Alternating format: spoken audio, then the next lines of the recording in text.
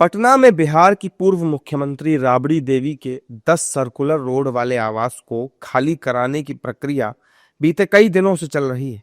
गुरुवार देर रात भी एक पिकअप वैन में परिसर से पौधे और घर का सामान शिफ्ट करते हुए देखा गया। अनुमान है कि सामान धीरे धीरे आरजेडी सुप्रीमो लालू प्रसाद यादव के महुआ बाग इलाके में बन रहे घर में शिफ्ट किया जा रहा है। आपको बता दें कि 25 नवंबर को बिहार सरकार के भवन निर्माण विभाग ने राबड़ी देवी को नोटिस जारी करके 10 सर्कुलर रोड वाले बंगले को खाली करने के लिए कहा था। इसके बाद उन्हें पटना के हार्डिंग रोड पर 39 नंबर का एक नया सरकारी बंगला अलॉट किया गया। 10 सर्कुलर रोड वाले बंगले को परिवार की जरूरतों के हिसाब से मॉडिफाई किया गया था, जिसमें अतिरिक्त कमरे और राजनीतिक मुलाकातों के लिए एक कॉन्फ्रेंस हॉल भी शामिल था। वहीं राबड़ी देवी द्वारा मकान खाली करने को एनडीए नेताओं ने एक सामान्य प्रक्रिया बताया है। तो सरकार तो समय समय पर निर्णय करती है ना, कभी कल कोई हमारी नहीं सरकार रहेगी, दूसरी की सरकार, हमारे घर को भी खाली करने का निर्णय हो, हम भी जाएंगे। तो अब रात के अंधेरे में हो, दिन का जब सुविधा होता है लोग खाली करता है, उसमें क्या है। उनको किसी सरकारी घर की जरूरत क्या है?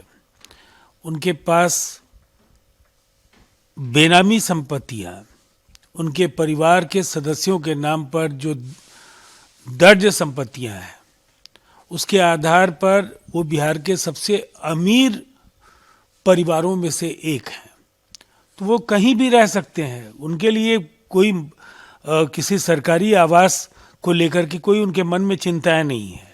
और इसीलिए चाहे वो महुआ बाग हो या गोला रोड हो या अनेक ऐसे ठिकाने जिनका पता भी लोगों को नहीं हो सकता है, वो कहीं भी भिजवा सकते हैं सामान और कहीं भी निवास कर सकते हैं। ये तो सरकारी आदेश है, सरकारी आदेश का पालन करना चाहिए।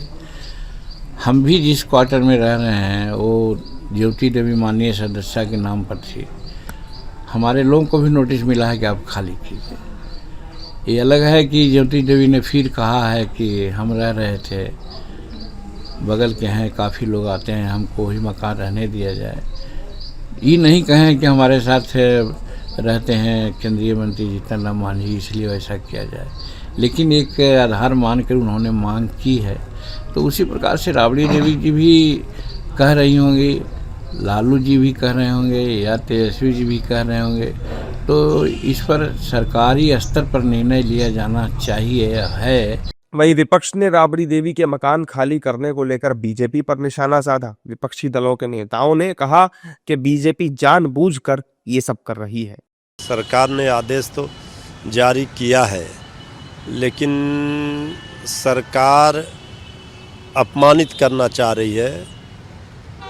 अविभाजित बिहार के माननीय मुख्यमंत्री रही हैं आदरणीय श्रीमती राबड़ी देवी जी, विधान परिषद में विपक्ष की नेता हैं।